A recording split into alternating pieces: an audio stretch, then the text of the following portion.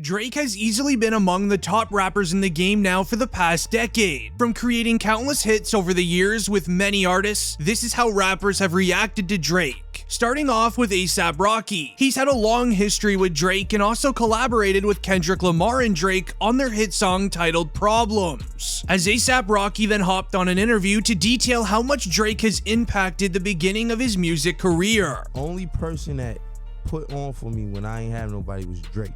I'm talking about Drake was the first person to put on, like, before anybody. He didn't want to sign me. Yeah. He didn't want to, it was like, yo, that's raw talent, yo. Like, you gotta shine, yo. I'm gonna see to it.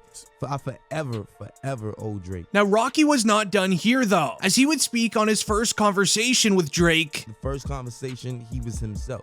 He said, yo, first off, I'm gonna let you know I'm a real, but I'm a man of my word. Basically, he was saying he's a stand-up guy. I never met him. First conversation, he's saying he's gonna take me on a tour, and I'm like, wow, man, you know, I don't know, man, whatever. I didn't believe it. Yeah. You know what I'm saying? I just was like, you know, when I see it, I'll believe it. When I met him, everything like showed me love. And this is when I was a nobody, you know? And yo, man, Drizzy, man, he's good people. As back near the start of A$AP Rocky's music career, he spoke further about joining Drake's 2012 Take Care tour. You got the Drake tour coming up. How did that come about, and what's your relationship with Drake? It came about because he added me to the tour. He said he was a fan of the music, and you know, he reached out to me, and now we're going on tour. And we're cool, we're good friends. With the early support from Drake in the music industry, A$AP Rocky would then take off in the rap game, as later on in 2019, he'd then bring out Drake in the middle of a sold-out show to return the favor.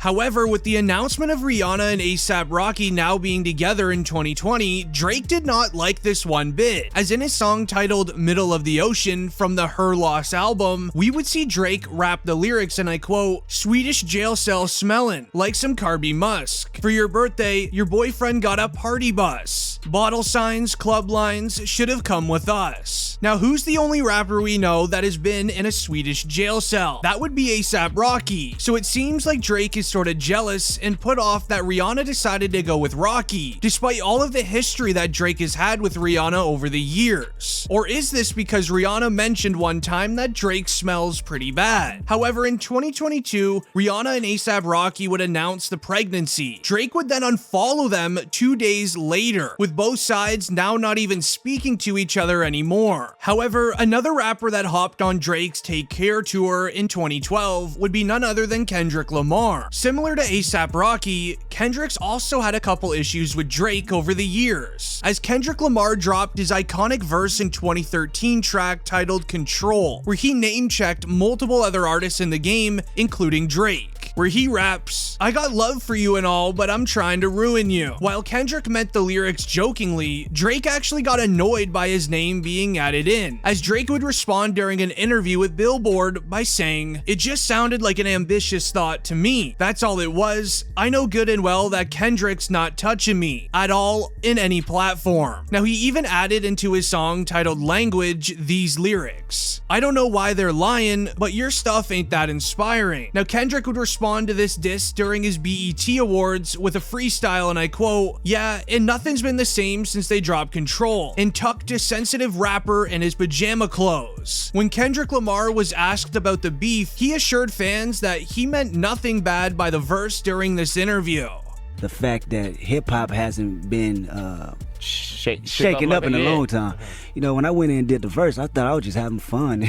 and you know. Kendrick Lamar then would also speak out about how it was all love at the end of the day. Where are you at with a lot of the cats now, like the J. Coles of the world or Drakes of the world? Where are you guys at now? Same place. It's all love from the moment I did the verse to after the verse. Personally, I respect these dudes as, you know, as people, you know what I mean? So outside of that, it's really nothing. I respect their music, for sure. I respect them as individuals and creators. To which Drake then spoke later on the situation in 2014, saying, "I never once said Kendrick's a bad guy or that I didn't like him. I think that he's a genius in his own right, but I also stood my ground as I should, and with that came another step, which then I realized that I'm baited and I'm not gonna fall." Kendrick then popped out to say that it was a reach by everyone to suggest that there was anything more than just a friendly friendly feud going on. That's people digging in. That's people digging in way too far. But I mean, people pick at things all day, every day. You know, I can't get mad at it, but they reach it. We come from two different worlds, two different backgrounds. I really don't see that playing out, you know, as entertaining. Maybe to, you know, the people listening, you know, but not for myself. Then in 2019, Drake would then show respect towards Kendrick Lamar and J. Cole during this interview. I have a lot of respect for, you know, the other two guys that I'm constantly, you know, up against, which is like Cole and Kendrick. Three-headed monster. Yeah. So I have a lot of respect for those guys because they also continue to, you know, stay true to what we started with, and finding new ways to do it.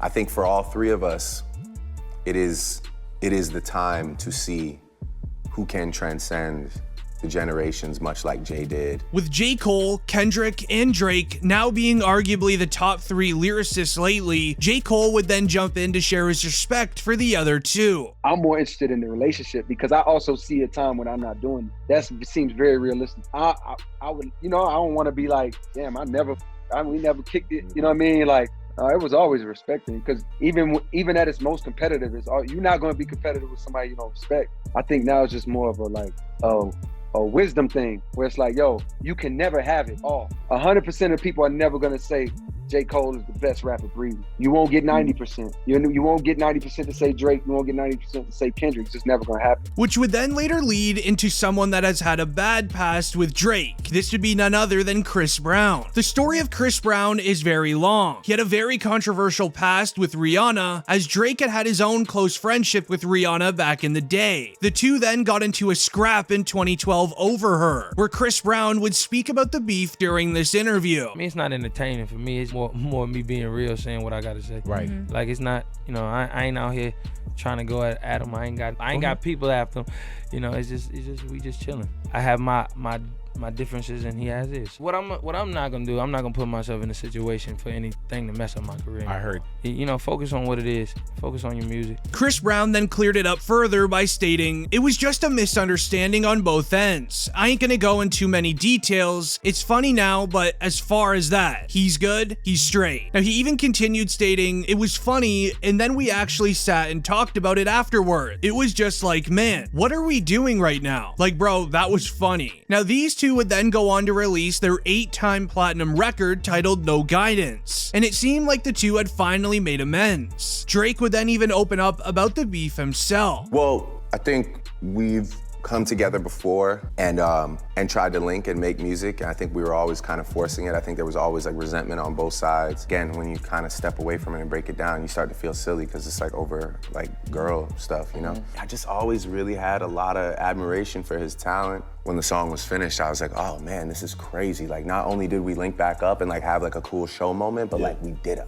record together. Right. However, moving into a rapper that has only had good connections with Drake would be none other than Lil Baby. From having multiple collaborations together now over the years, Lil Baby took it to an interview to discuss his and Drizzy's friendship. I messaged Drake like, yeah, you're a cool dude, you know what I'm saying? He like, he real observant, you know what I'm saying? He said like, I already messed with him for a minute. This has been in a long time. Me, like 2018, we're gonna make it happen, but we made it happen for real. Now, like, I never, you know, I don't know nothing about this. So, you know, I can't even think this far, like, so I ain't know I thought about, like, this successful, you know what I'm saying? This would even then later result in another rapper overcoming his beef with Drake, and this would be then Meek Mill, as he jumped on the radio to say this. It was exciting. Me and him actually been in contact probably for like a year before, but the natural way, like everybody was trying to get us, all right, y'all, we gonna get y'all to meet up, this, that, and the third. I might not be ready for that. He might not be ready for that. So when we both was ready for that, we linked up and just like, all right, we're gonna do it. And Boston happened to be the place. We like, we're gonna come out and get it.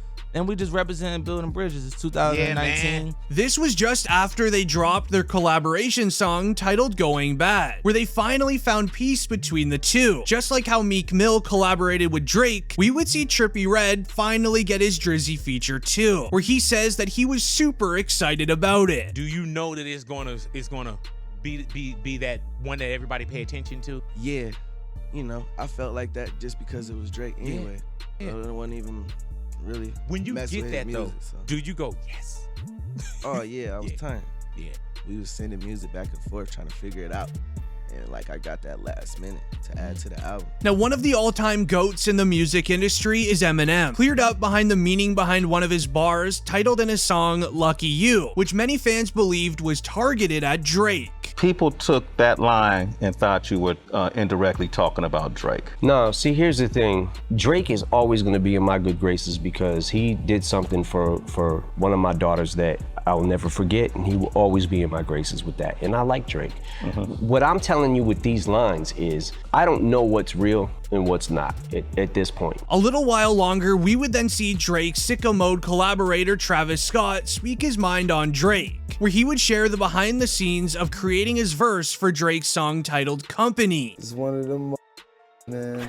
We went over to his crib one day when I was just working on my album. I just played him like a couple songs off my, but like my all over the place. Like before I left, he was like, yeah, I want to just give you this.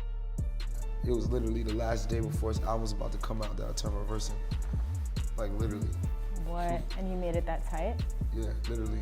Like he'll tell you. That's a quick turnaround. It was like so serious. It was like my last day in LA kind of type of.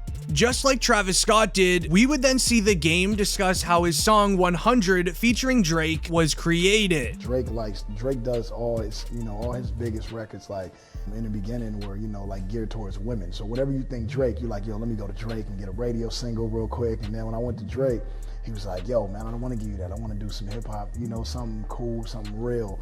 And so we got the 100 beat and we just went in, man. And that song was done in like 30 minutes too, man. And we was out of there. This is when we would see one of the greatest familiar faces in the music industry, DJ Khaled, share his love for Drake. As Khaled would also talk about his relationship with Drake and how he supported Khaled a lot throughout his own career. We just ever since built a relationship and he has respect for me. He always told me that. What I love about Drake is he cares about me and he cares about me winning. And you don't find many people like that. You know what I'm saying? And I have the same love back for him, meaning as in I respect him as an artist. I think he's one of the greatest, meaning as in for our time. Like I put him up there with all the great ones. Another rapper in the music industry who has high praise for Drake is none other than Logic, as he would speak about Drake during an interview that he did. Oh, I think that's why Drake is the best, because he sees every wave. Think about like Best I Ever Had Drake, and then think about God's Plan and everything in between. It's just been a complete evolution of music, and he's always been ahead of the curve. To be able to look and see the little homies and what they're on and be like, oh, okay. And not only is Drake gonna be like, I with that vibe, that inspires me, I'm gonna with you too and put you on. You know what I mean? That's like really commendable and extremely respectful. However, while it seems like most rappers love Drake and respect him for everything he did, XXXTentacion would actually have one of the worst relationships with Drake of all time, as the beef between these two would all start when X created a tweet stating, Drake's mom is kinda cute. This was around the time that X's music career began taking off due to the release of his hit song titled Look at Me, but he would also then get arrested shortly after for an ongoing legal issue. During his lockup, Drake would get his revenge for that tweet. He would release his song titled KMT, and it wasn't long before fans realized that KMT has a very similar beat, flow, and speed to X's song Look at Me. We would then see XXXTentacion get released from jail. He would then speak on Drake stealing his song. I was on the phone with my dog Chris. He was like, yo, you gotta listen to this Drake. That's exactly what he said. Like, this Drake, you gotta listen to this. So he plays it. I hear I'm like, what the? As soon as it started, like I knew he was getting that. And the funny thing is, we didn't discover it. The fan, like you said, the fans, you could take his verse, like they did a mashup. They put his verse on my song, and the cadence is literally just at the same tempo. It's not offbeat at all. Drake would obviously then deny stealing it from X. Instead, it was just a weird coincidence. I'm seeing all this on my IG under like some random picture of people being like, you took this kid's flow or whatever, right? I go and I find what song they're talking about, And I listen to it, I'm like, okay, I see where people could draw like this comparison off of like the first two lines, whether it be the cadence or the rhyme pattern or whatever. It's crazy that people think that after all this time, after all I've been through, that I'm the type of person to go and think that I'm gonna like take that and make it my own. Like I'm not Most of the beef between these two would actually continue behind closed doors, or at least something happened and it made X very concerned for his life, as he would release a random Instagram story one day stating, "If anyone tries to get me, it was at Champagne Poppy, aka Drake. I'm snitching right now." After then, the unfortunate passing of XXXTentacion, it was rumored that Drake was dissing X in these lyrics. "Maybe I should do a 20, maybe I should break that 20, do a 10. Maybe I should break that 10, do a 5. If it goes live, do a 5 again. If he held his tongue on that live, he'd be alive again." Obviously, these lyrics could be directed at anything in the world, but fans really looked deep into these lyrics. And here is what was found. If you split a 20, you get 2 10s. If you add a 5 to another 5, if it goes live, you would then get another 10, leaving you with 3 number 10s, and 3 10s in Roman numerals is 3 X's. It's just very interesting how he would sneak in the "if it goes live" part, as XXXTentacion would go on Instagram Live all the time, sneak dissing Drake, as well as talking about his mom. Now, if you want to see how other rappers reacted to XXXTentacion, click here right on the screen. I promise you will not regret it.